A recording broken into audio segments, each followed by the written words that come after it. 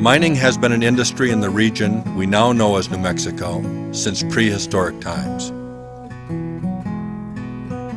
As a result of centuries of mining, abandoned mines can be found scattered throughout the state. These mines are an ever-present danger for unknowing citizens. The Abandoned Mine Land Program is leading reclamation efforts in order to accomplish historic preservation, maintain wildlife habitats,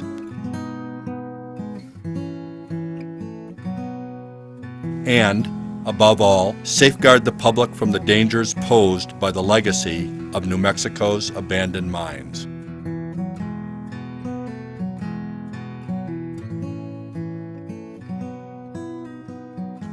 The history of mining in New Mexico is an important part of our cultural and geologic heritage.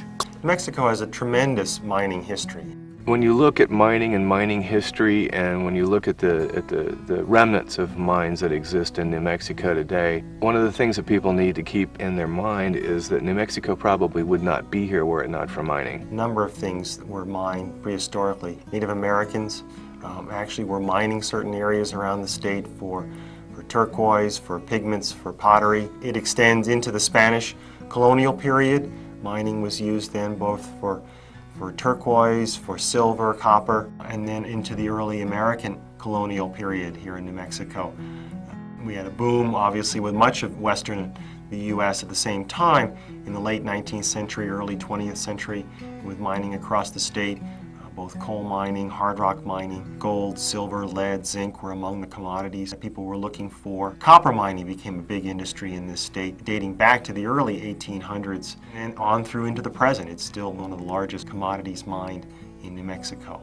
The Spanish probably would not have settled New Mexico if the Spanish explorers hadn't come here and found promising silver ores. A new technique for refining silver ores was developed in 1554 and made silver mining 10 times more profitable than it had been, which made the Oñate family very wealthy in Zacatecas. And with that money, Juan de Oñate financed the settlement of New Mexico.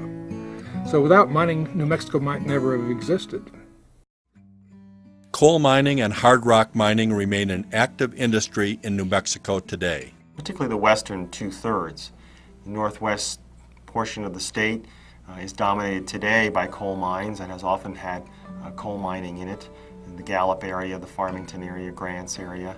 A lot of the mining in New Mexico is non-coal mining, or what's sometimes referred to as hard rock mining. This includes minerals such as gold, silver, lead, and other minerals such as fluorite and also uranium. The modern mining industry places an emphasis on safe practices and responsible reclamation. It is the remains of older mining operations that pose serious safety issues. Abandoned mines can be found many places in New Mexico, and including places where people may not expect or intend to come across abandoned mine.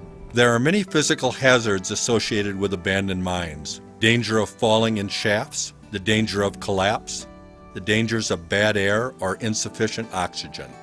All of these can be traps for the unwary and the unprepared. And for anyone who really does not fully understand what the hazards of abandoned mines, and that includes all of us. Traditional mining was very different than today's modern mining practices. Mines in the past were dug mostly by hand as miners followed the valuable ore into the earth. There is a specific terminology associated with abandoned mines. Hard rock mining comes with its own unique terminology. Big opening behind me here is called an open stope. Wasn't always an open stope, it used to be an adit.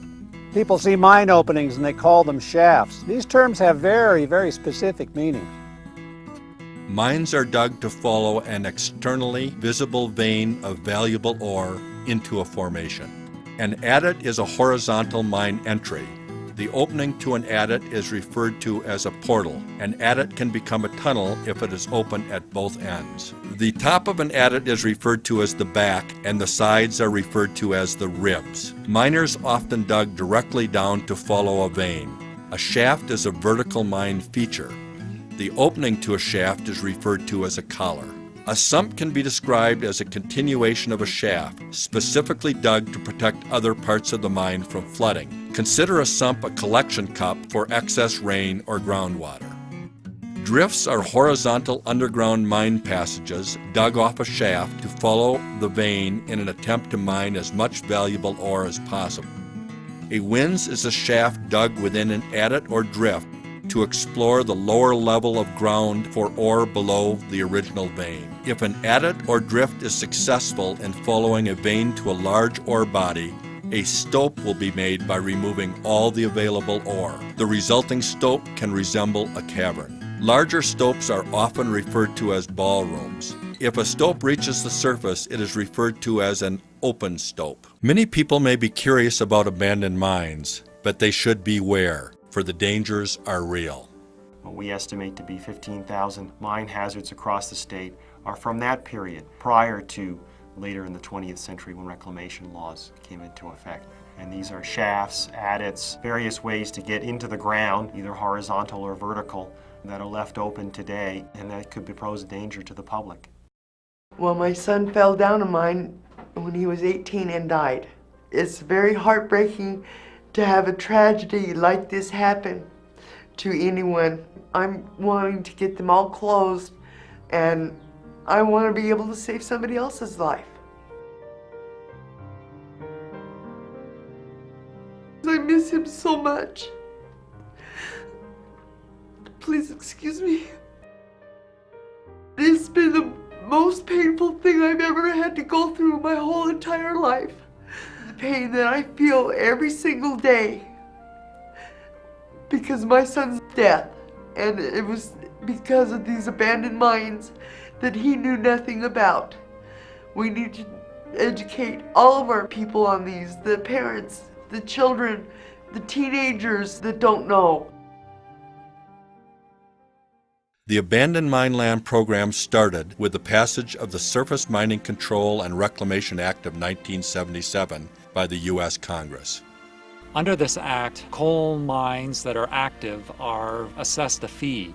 The act is also set up primarily to take care of the physical hazards and environmental detriments of abandoned coal mines. There is provision in the act to take care of the physical hazards of non-coal sites, which is good for the western states since the majority of the problems in the western states tend to be non-coal sites. The primary mission of the Abandoned Mine Land Program is safeguarding abandoned mines and educating the public about their physical dangers. With funding provided by the Office of Surface Mining, or OSM, the Abandoned Mine Land Program is able to conduct the research necessary to locate abandoned mines and alert the public to stay away. Because, while abandoned mines may seem alluring to some, they are incredibly unsafe. First and foremost thing people need to keep in mind when approaching any abandoned mine is to stay out and stay alive.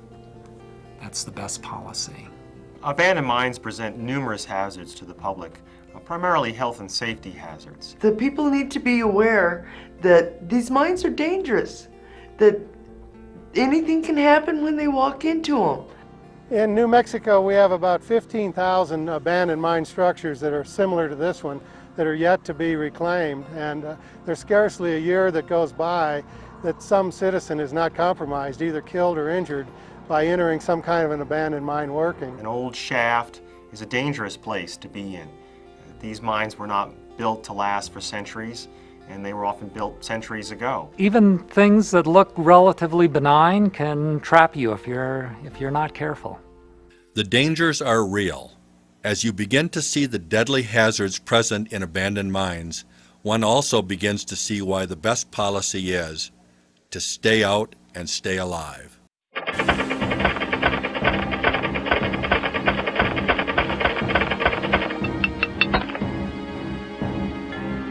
Yeah, there are a couple dangers associated with abandoned mine shafts.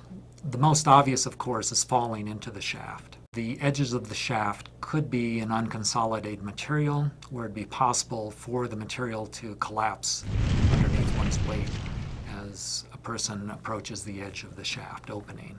There's some really dangerous openings, there's some deep shafts, And there are houses built all around these coal mines. So for this reason, this is a real priority for us to close these mines. People seem to be fascinated by those, and they want to get up and look down them or throw something down them, and should they slip and fall in it, it's going to be a disaster. This shaft is only 35 feet deep. If a person were to fall in, they could get seriously injured or even killed.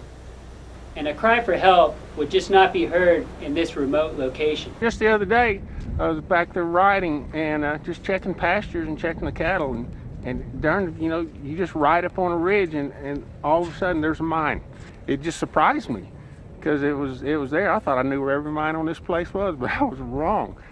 And some of these mines are 6 feet deep, and some of them are 60 feet deep, you know, so you really have to watch what you're doing, because it is dangerous. It's extremely dangerous.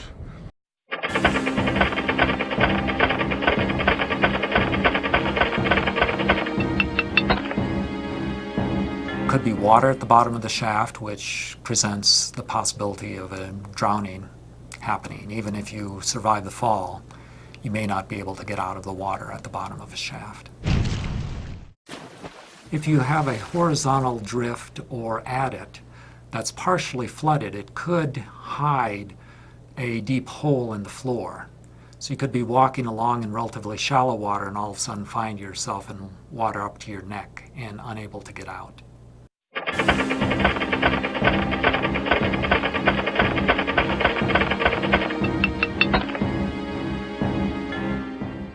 You have to assume that they're not at all usable. And if you go down a ladder, it may be the upper part of the ladder is pretty good and you get down 30 or 40 feet and then all of a sudden the steps start breaking out from underneath of you. Or you get down to the bottom and then you try to come back out and the steps start breaking as you try to go up and you can't get back out. Again, from a safety standpoint, you never trust ladders and you surely don't trust ropes, because if they've been sitting for any length of time, they're just not reliable.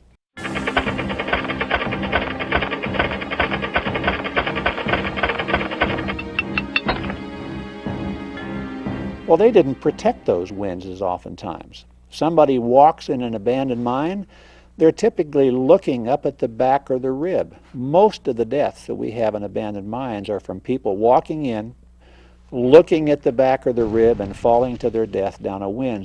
This is about as near as we can come to the underground hazard presented by a winze. This is the intersection of a little crosscut and an old shaft. Nothing to indicate that this drop-off is here. You were going along there looking at the light, looking at that face, and we're paying attention. You'd be 30 feet down there in that water.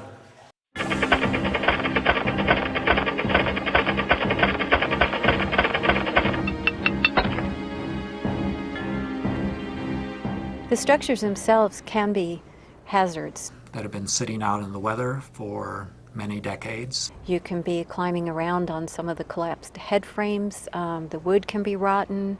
You can climb around on some of the frames around the mines themselves, and they can look very secure, but they can collapse at any time. These decay and become weaker over time, could collapse under the additional weight of a person attempting to climb onto these structures.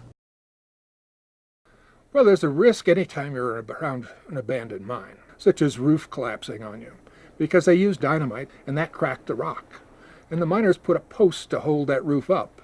But over the time that the mine is abandoned, those posts tend to rot. And that roof will fall down someday and kill whoever's underneath it, if it's a human being or whether it's a chipmunk.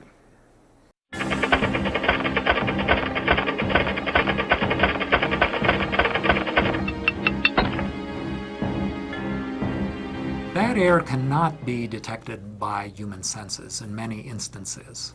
Many poisonous gases cannot be smelled. First symptoms of oxygen deprivation is you lose your common sense. And by the time that somebody would be aware that something is wrong, you pass out, your head goes right down into very low oxygen, and you're dead. A lot of deaths in abandoned mines happen because of low oxygen situations.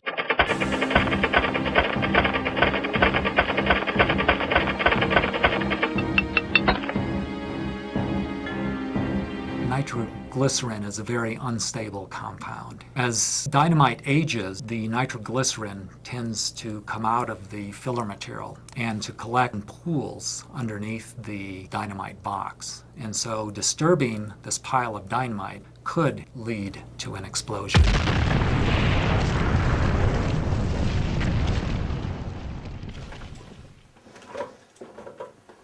There's something you don't like to find. There's a whole box of old dynamite. Judging from the cardboard container, I'd guess that was from the 1950s. Good possibility that that dynamite is still highly explosive. Very, very dangerous underground hazard. That's something you don't want to fool with.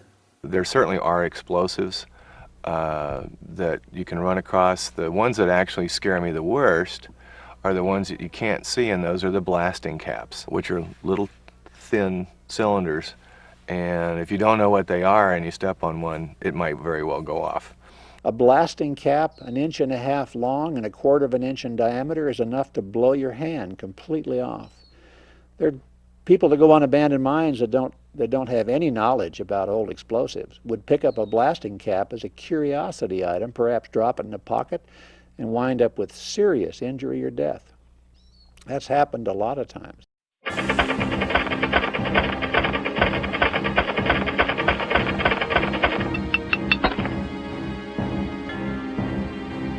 Probably the most insidious danger in mines, old abandoned mines, are simply running into poisonous snakes. And down in this country, of course, it's always rattlesnakes. In the summertime in particular, as it gets really hot and the snakes get uncomfortable, they'll move into shaded areas, which can be tunnels or small holes in the ground that are on the mining sites. And so if you're not paying attention as you go into a tunnel, or you're going into some sort of an open mining feature, but one that has shade in it, the next thing you'll know, you can get into poisonous snakes. So that snakes are always an issue anywhere around mining sites.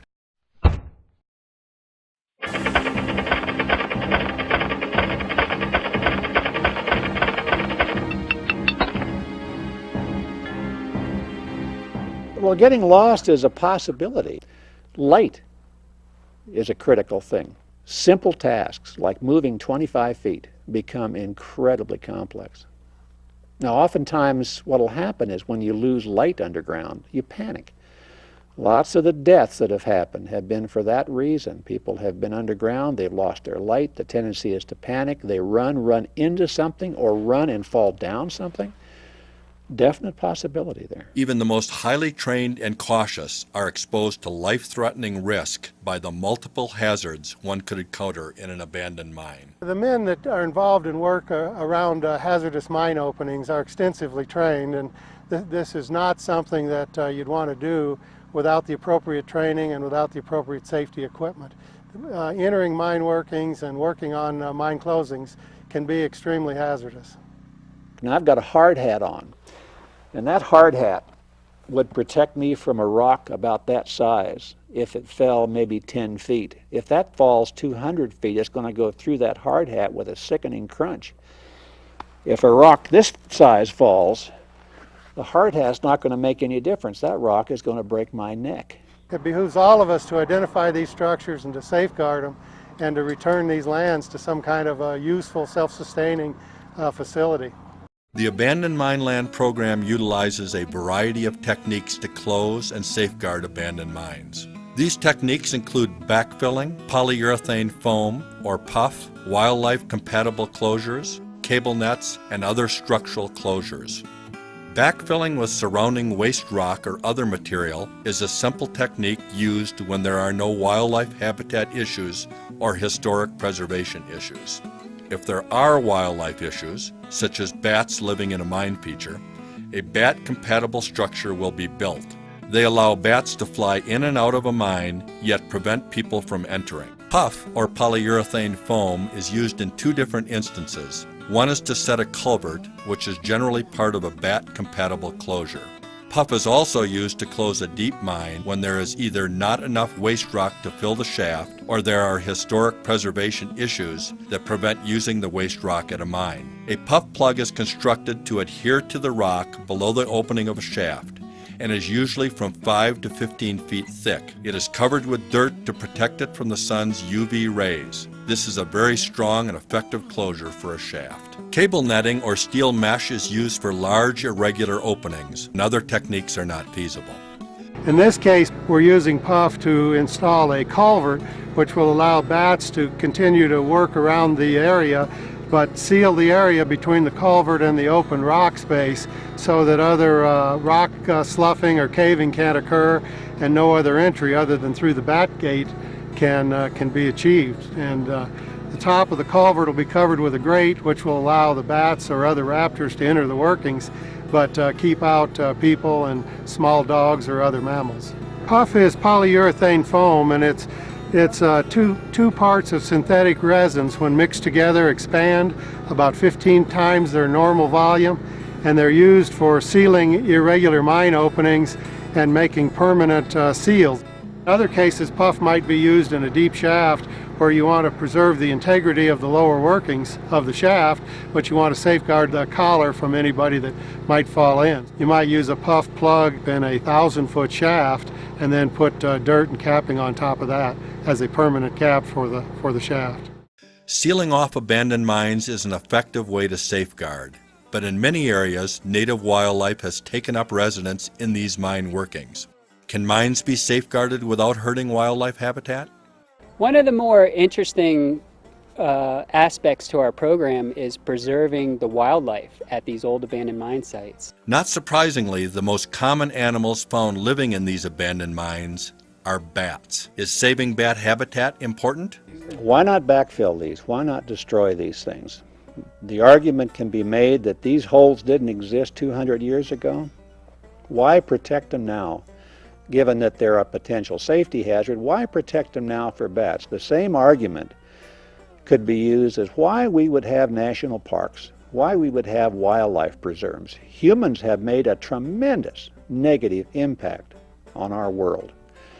Natural habitat for a whole variety of species has been destroyed or modified or impacted in a variety of negative ways. What would happen if bats suddenly were off the scene? We have no idea, but a single bat in a single night can eat enough insects that if those insects were allowed to reproduce would result in millions of offspring of that particular kind of insect. The Abandoned Mineland Program gives special attention to identifying and safeguarding bat habitats. One of the early projects that gets done is we have on contract a scientist from the University of New Mexico who goes out and does a bat survey of the area. This scientist will go into these mines to determine whether particular mine openings are being used by bats. That helps us then later determine how to close these particular mines in a way not to disturb the bat habitat in the area. Many of the adits and shafts contain barn owls or endangered bats, and it's really nice to know that you're preserving that habitat for the future instead of just backfilling and losing the history and the wildlife that was associated with these abandoned mine features. Well, this is a bat cupola structure. It's a three-dimensional steel structure built over a shaft that allows bats to continue using the mine workings that the shaft accesses. One of the design considerations also has to do with safety. So the bat cupola is designed so that the public can come here and safely look down a hole, see what a mine shaft looks like, as well as walk around safely.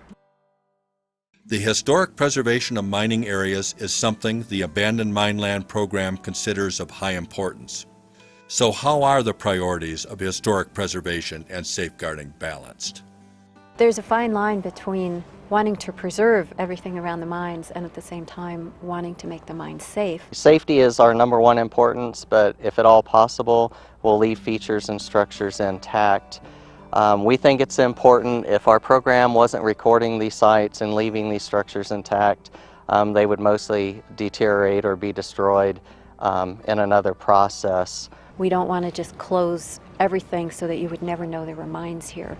So what we might do is fill a mine, but not totally to the top, so you can still see that there was something there. So what we want to do is preserve the feeling of a mining landscape and the history that went with it. The reason for conducting the historic inventories prior to the mines being closed is that you need to be able to have a context for this mine that is sort of captures what the mine was like before the closures. Although a lot of abandoned mine safeguarding occurs in remote areas, several recent projects have occurred in more populated areas.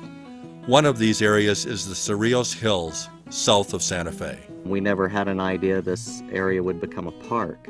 Once we were approached by the county to do the mine closures in the park, our agency did a reconnaissance survey and we found 80 abandoned mines that were extremely hazardous to the public. And we knew that a park couldn't open while those features were still open. To create Cerrillos Hills County Park, the county, the public, and AML staff worked closely together to make this area safe for public use and at the same time to preserve the mining history of the area. The public really wanted to see mines left open in a way that they were safe. They wanted to see some interpretive signs.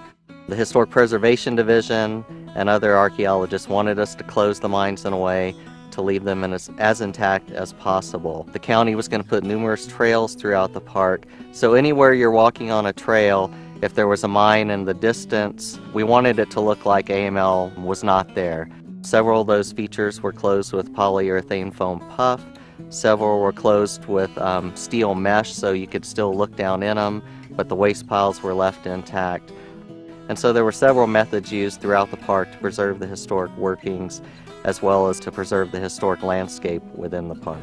This place, the Cerrillos Hills, is the result of the cooperative efforts of a number of people, a large citizens group, a number of people in Santa Fe County. But there is clearly, more than anything else, the Abandoned Mine Land Bureau of the state of New Mexico is the reason that we're here today. Stabilizing erosion around mine sites and restoring vegetation is another challenge of reclamation.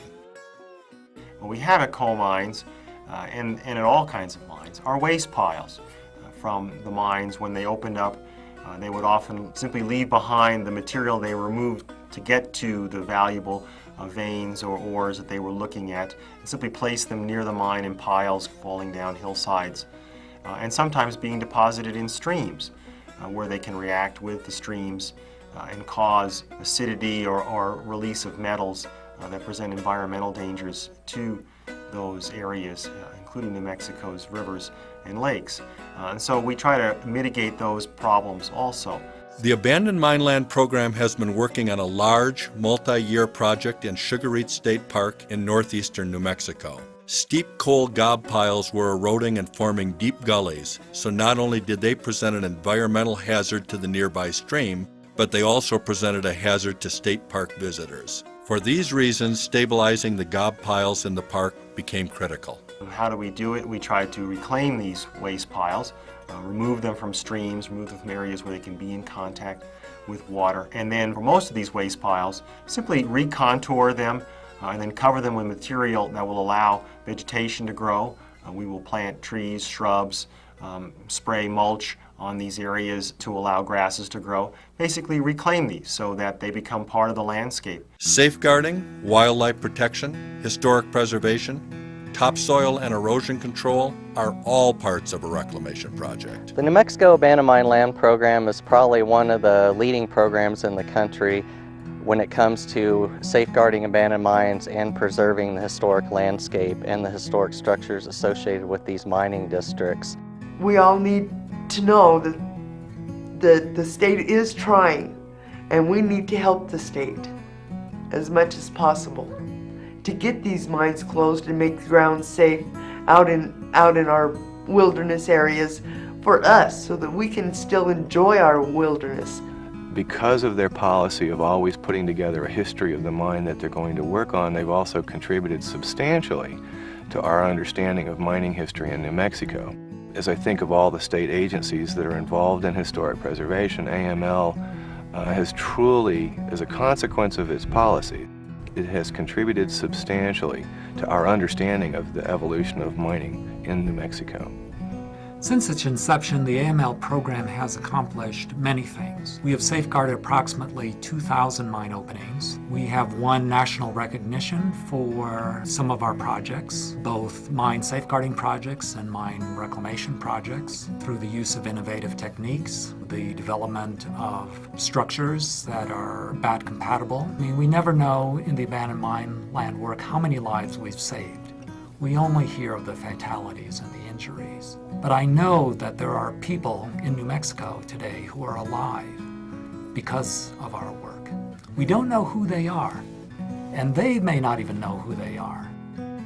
They may not have realized how dangerous some of these mine openings were. And our backfilling, our structural closures kept them out of a very hazardous and dangerous situation. And so they can go on to live healthy, productive lives.